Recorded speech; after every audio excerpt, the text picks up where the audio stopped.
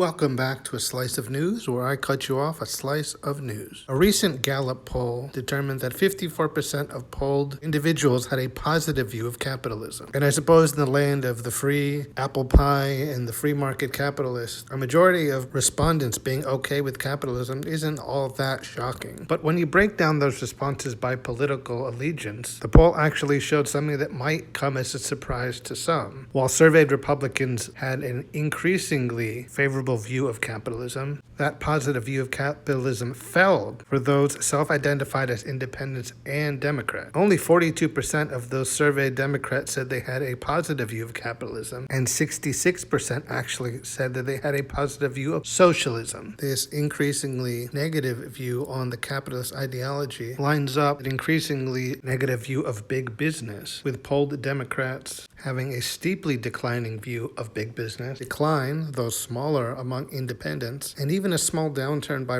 polled Republicans. So it would seem that there is a trend amongst Democrats that a bit in a negative headspace as it pertains to American-style capitalism and an embracing of socialist ideas that many more right-leaning individuals equate to the old Soviet style of governance. While I suppose a growing love of socialism is something that falls directly in line with the right-wing characterization of those on the left being one step from being godless commies, what it really points to is a growing rift within the Democratic Party, with many more older Democrats and those who lean more centrist seeing this move towards the actual left as a negative, seeing what they perceive as an extremist left view as very alienating both to them and more independent and non-affiliated voters, seeing it not really in line with what they see as the Democrat brand and not what the party should be as a whole. But as this poll suggests, there is a growing number of those self-described Democrats who are fed up with the status quo and feel that socialist ideals are more in line with their personal views for social good and view the more conservative and status quo leading Democratic views as one of the party's greatest weaknesses. And in their view, the only path forward is towards progressivism and so-called socialist ideas. This divide within the party about which direction is the right one for the party was shown very directly earlier this year when self-described Democratic Socialist Zoran Mamdani won the Democratic Party race for New York City mayor. But at the same time, this isn't a recent development. In the last decade, there's been a great deal of support from self-labeled Democrats or independent Senator Bernie Sanders, who for many years has attempted to push Democrats to embrace action against the ultra-wealthy and big business. The Gallup poll conducted last month sampled nearly 1,100 U.S. adults and showed that overall Democrats' favorable view of socialism has increased in the last 15 years. And I'd say pretty unsurprisingly, the demographic that had the most favorable view of socialism and least favorable view of capitalism were Democrats under 50. And I think in large part that makes a lot of sense. This is a demographic that probably feels that they've been the most failed by capitalism, many of which were likely severely affected by the 2008 financial crisis and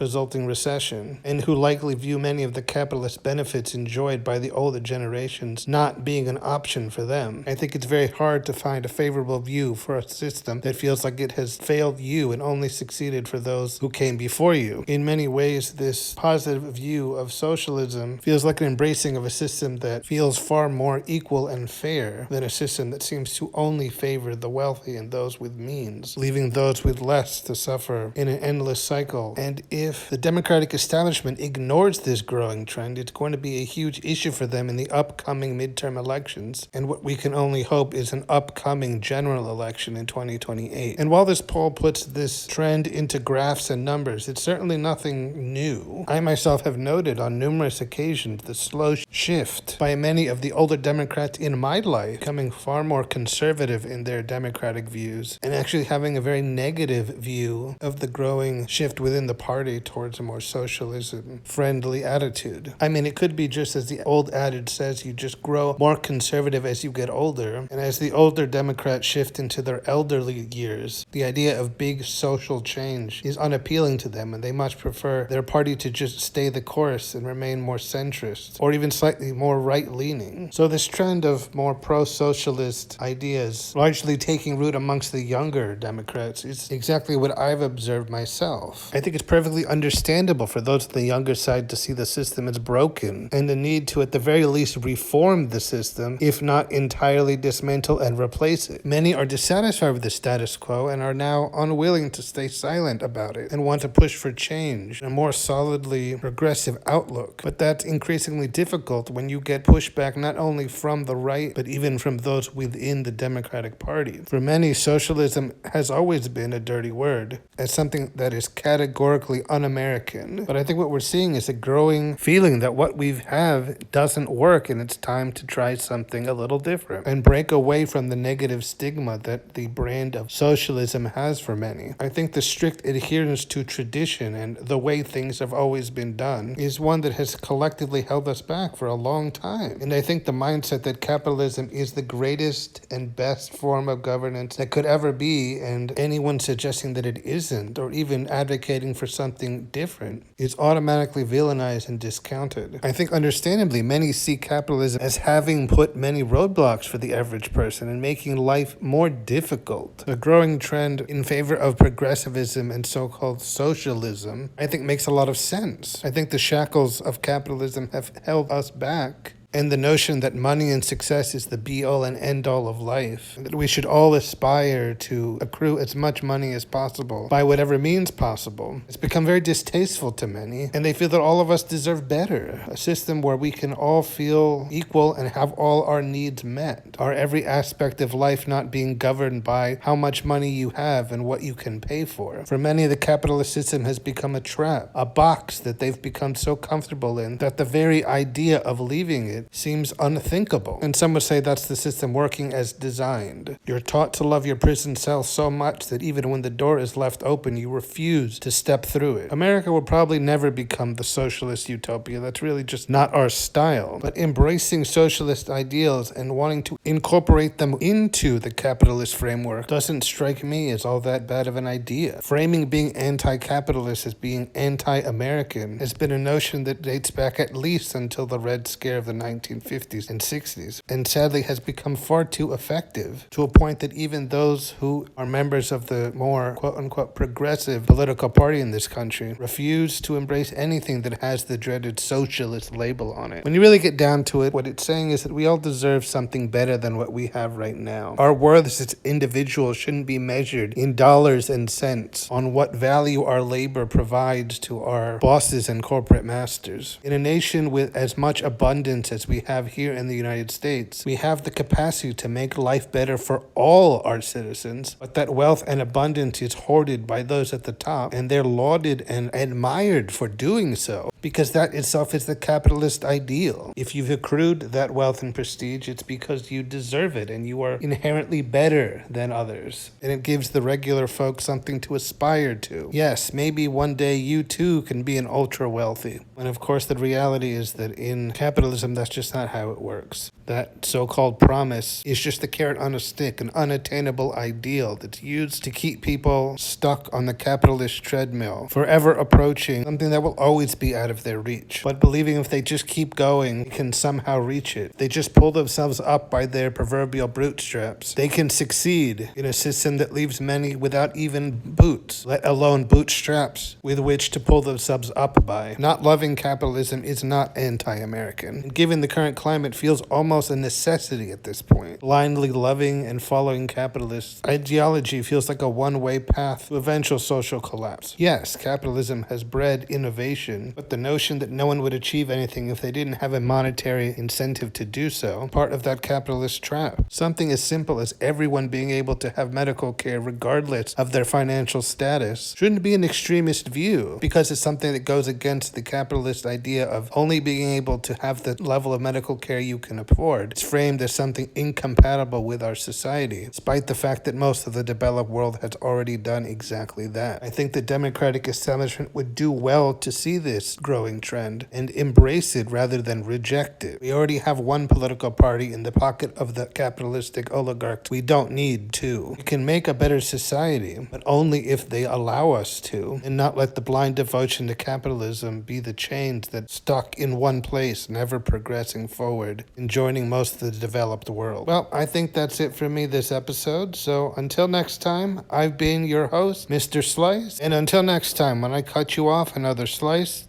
of news.